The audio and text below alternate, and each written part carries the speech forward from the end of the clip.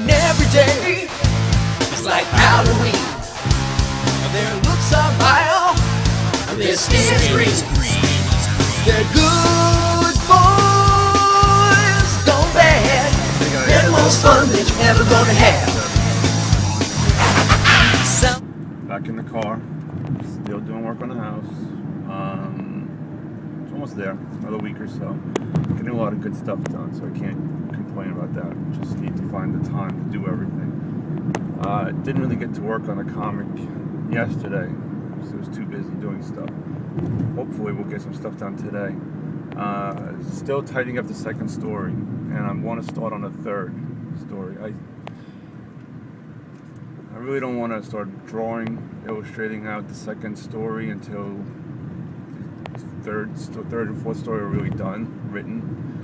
Only because I ran into some problems with the first story where I was illustrating it day by day just to get it up on the website, and then I ran into a problem with the story, like a plot line, and came up with a better idea for something else. So I figured, I wanted to go back and rewrite part of the story. And when you have to rewrite part of the story, you have to redraw part of the story. It only makes sense. When you're only one person, it's a lot of work. So now I just want to make sure the story's done. I mean, I'm more of an illustrator, and artist than a writer. So this is hard for me. I want to. I enjoy the illustrating part, not so much the writing part. But, it's got to get done, You can't get your pudding without eating meat, you know what I mean? So, where are we? We're finished with the second story, starting the third story. The second story, there was a lot of reveal, but I think a lot of it was done through dialogue, which bothers me a little bit, only because there's not a lot of action, and I don't know how much people are gonna want to, sit through a whole comic book of just dialogue and no action. I was thinking of incorporating like a fight scene while they're talking, but at this point in the story, it really doesn't make sense because the zombies aren't. They're not convinced yet of their role in this whole part of their new world now. I'm going on the assumption that you guys read the first story. I know that's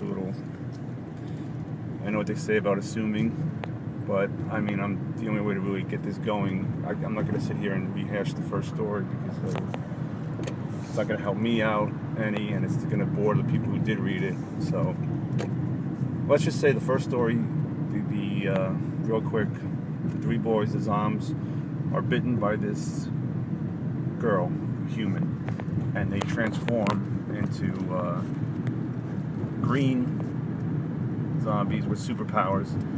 And you find out now in the second story that this girl Rue was experimented on when she was a baby, and she was injected with this virus to keep her from becoming a zombie, and it also gave her these superpowers, which she transferred to the zombies. So the second story takes place with DK separated from his friends. I just love the way people drive. I know I shouldn't be talking to you and driving, but at least I'm obeying the laws of traffic, except for this one. So anyway, so the second story starts with Rot and Wreck looking for DK, who was separated from his friends and accosted by a human. So they're looking for him, and they're coming to the realization of all this stuff around them that is just wasted because the humans have been destroyed. And it was part of their doing that there were no humans left, and the humans created all these great things that they weren't really aware of because they were living in this fog for so long.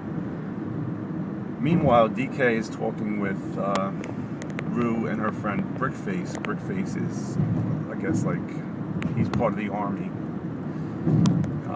Part of the human army. He's a human, and he's unaware of Rue and her. Rue is you find out in the story, she is a scientist. There are different factions, different human factions. One is the science faction, one is the army faction, and obviously neither one really tell the other one what they're doing. So you find out in the course of the story that the scientists come up with this. They decided, enough is enough. We really need to start seeing what's out there, seeing what's going on above us, because the humans have been driven below ground. They live under the city where the zombies can't get to them.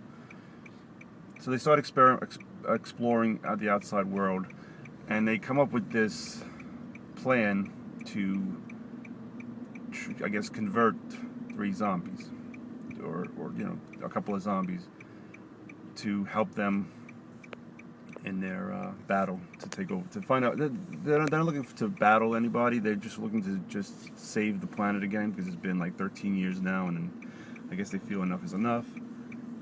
So they can't explore the above ground without being attacked by zombies. So they figure, if we could recruit a couple of zombies to help us in our cause, maybe they could explore for us.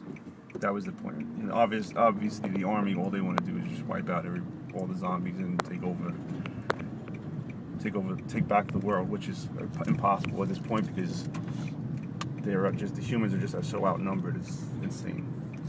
So they come up with this plan to infect 3 zombies with this virus that Rue has, hoping to convert them, and it works.